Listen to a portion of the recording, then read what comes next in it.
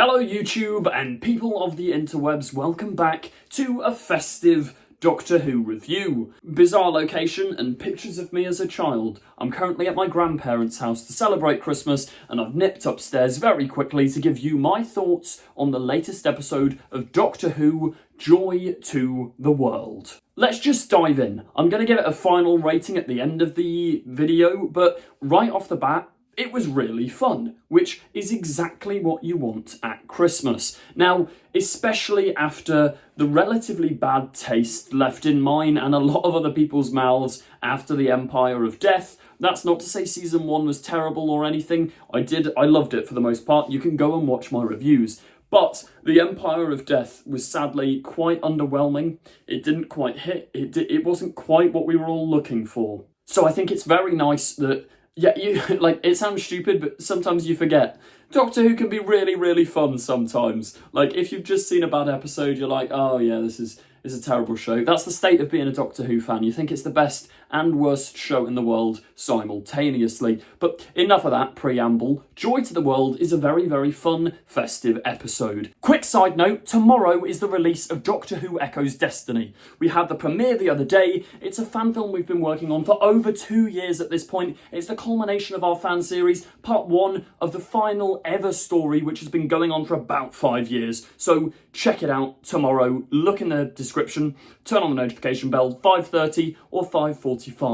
Be there. The only main criticism I have before we delve a little bit deeper is I'm definitely going to need to rewatch it. Maybe I missed something, but it didn't fully make sense. Like, it mostly did.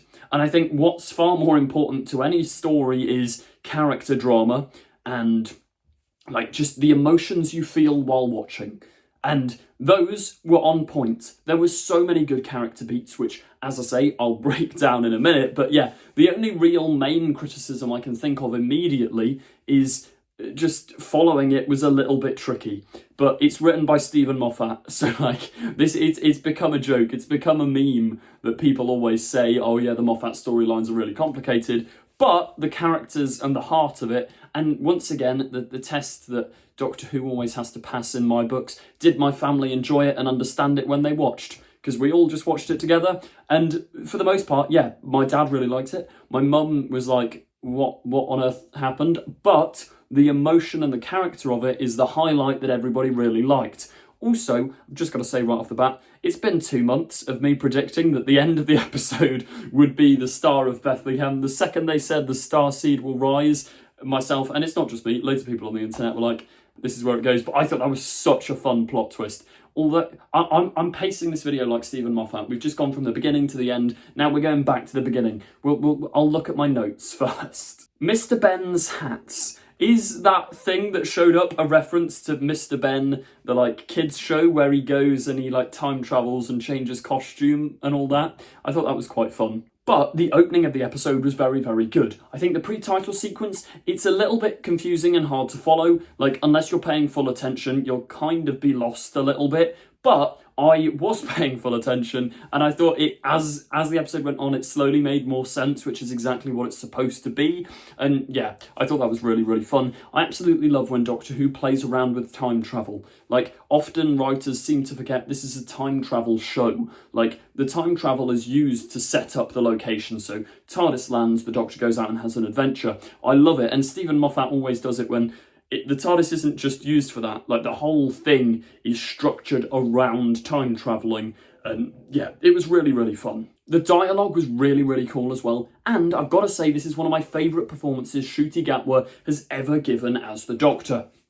In fact, I'd say as an entire episode, it is his most consistently good performance. There wasn't a single moment in it where I wasn't sold or I felt a little bit like iffy. Like in the giggle, when he first appears, 10 out of 10, brilliant performance. But by the time you get him in the TARDIS talking about Sarah Jane, I was a little bit like, but I think it's also the dialogue he's given fitted him perfectly throughout this entire episode. Nicola Coughlan as Joy as well. She was absolutely fantastic, although I would say maybe she was a little bit underutilised. And the Anita character, I'm sorry, I can't remember the actress's name. She was brilliant as well. Like, you kind of didn't know that any of that was going to happen. And it was such an interesting exploration of herself and the Doctor as characters, seeing them trapped alone for a year. Like, it starts off so fast-paced, then it becomes its kind of own like mini short film of the Doctor and Anita becoming really close. I also thought another highlight, like Doctor moment for Ncuti was him talking to the Silurian as they died.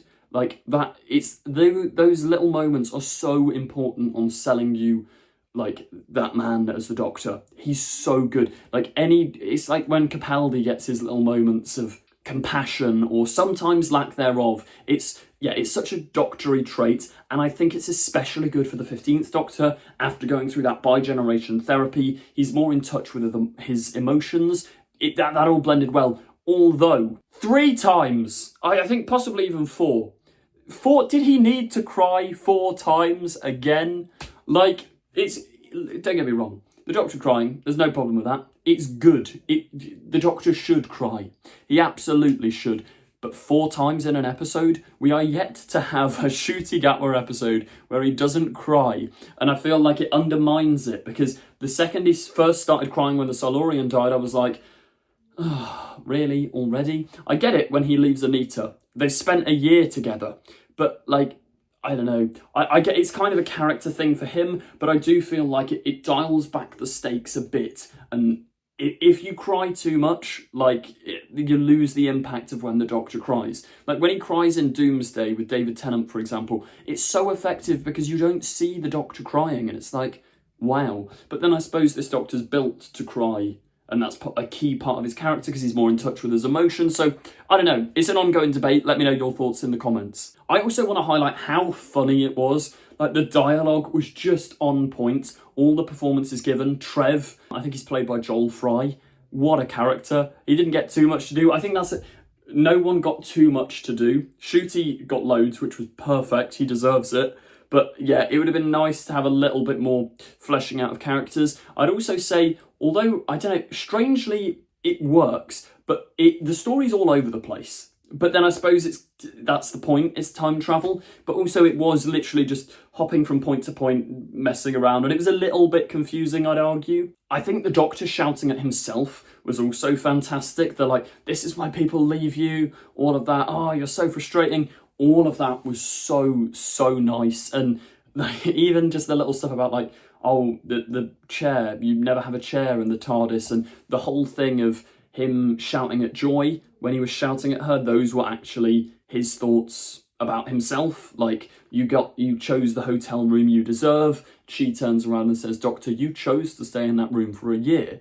Like, all of that is such good character work. And that's exactly what I want from this show. Like, it just makes me so happy that we're getting proper character stuff in Doctor Who again, because it feels like it's been a while. Maybe it hasn't, but I don't know.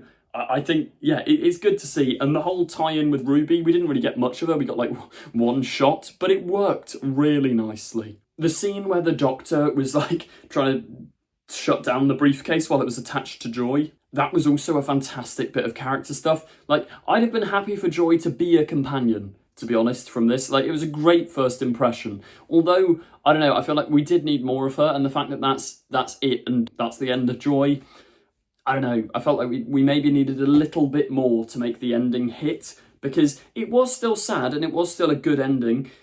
It made a little lack of sense, really. Like, why did Joy turn into a star? Like, those bits don't matter, I guess, but it was still a little confusing, and I do think I'm going to need to rewatch this to fully appreciate the exact specificity of the plot.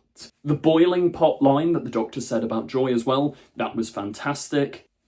Also, I noted down, they said Mavity again. They're sticking with it, and that's fantastic. I hope Doctor Who either canonically changes it back to gravity in an episode, or just keeps Mavity for the rest of its run. I also like the little callback to last Christmas, where the 15th Doctor says he's good with rope. I think it's just little things like that that go over the head of the general audience, but to fans, it feels so much more connected, and it sort of rewards you for watching the whole series, which, yeah, I think it's good when seasons do that. I do think, though, in terms of the score, almost all of it was brilliant, but 15's theme is getting used like the 11th Doctor's I Am the Doctor.